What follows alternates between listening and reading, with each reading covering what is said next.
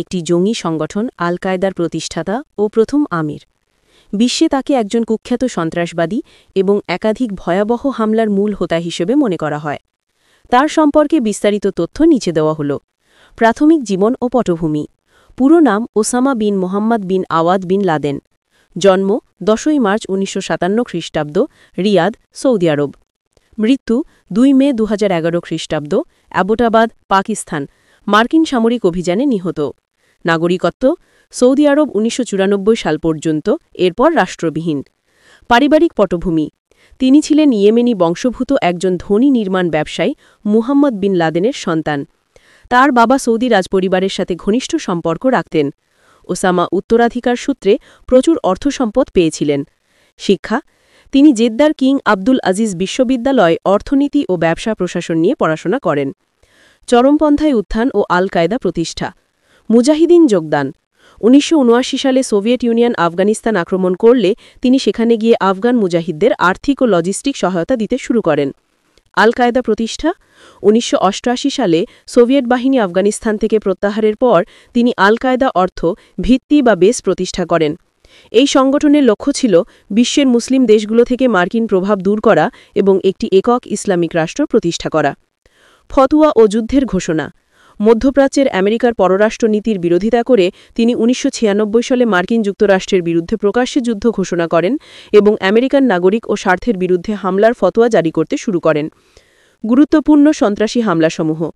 আল কায়দার নেতৃত্বে Osama bin Laden যেসব বড় আকারের সন্ত্রাসী হামলার মাস্টার মাইন্ড ছিলেন, সেগুলোর মধ্যে অন্যতম হল: হামলার তারিখ আগস্ট 1988, লক্ষ্য মার্কিন দূতাবাসসমূহ নাইরোবি, কেনিয়া এবং দার এস সালাম, তানজানিয়া। ফলশ্রুতি 213 জন নিহত, হাজার হাজার আহত। অক্টোবর 2000 সাল, লক্ষ্য ইউএসএস কোল, মার্কিন যুদ্ধজাহাজ। স্থান ইয়েমেনের বন্দর এডেন। ফলশ্রুতি 17 জন নাবিক নিহত। 11 সেপ্টেম্বর 2001, লক্ষ্য ওয়ার্ল্ড ট্রেড সেন্টার ও পেন্টাগন, যুক্তরাষ্ট্র, নিউ ইয়র্ক ও ওয়াশিংটন ডিসি। ফলশ্রুতি প্রায় 3000 মানুষ নিহত। এই হামলাটি ছিল তার সবচেয়ে ভয়াবহ আক্রমণ। মৃত্যু। আক্রমণের পটভূমি: 2001 সালের 11 সেপ্টেম্বরের হামলার পর যুক্তরাষ্ট্র ও তার মিত্ররা লাদেনকে খুঁজে বের করতে আফগানিস্তানে অভিযান শুরু করে। 2001 সালের ডিসেম্বরে তিনি আফগানিস্তান থেকে পাকিস্তানে পালিয়ে যান। সন্ধান ও অভিযান। বছরের পর বছর ধরে চালানো অনুসন্ধানের পর 2010 সালের দিকে মার্কিন গোয়েন্দারা জানতে পারে যে বিন লাদেন পাকিস্তানের খায়বার পখতুনখোয়ার অ্যাবোটাবাদে একটি সুরক্ষিত বাড়িতে আত্মগোপন করে আছেন। Operation Neptune spear. 2011 সালের 2 মে যুক্তরাষ্ট্রের সময় 1 মে মার্কিন স্পেশাল অভিযান বাহিনী নেভি সিল টিম 6 ওই বাড়িতে প্রবেশ করে।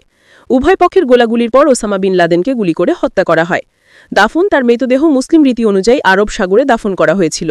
ওসামা বিন লাদেনের মৃত্যুর পর আয়মান আল জাওয়াহিরি আল কায়দার নেতৃত্ব গ্রহণ করেন।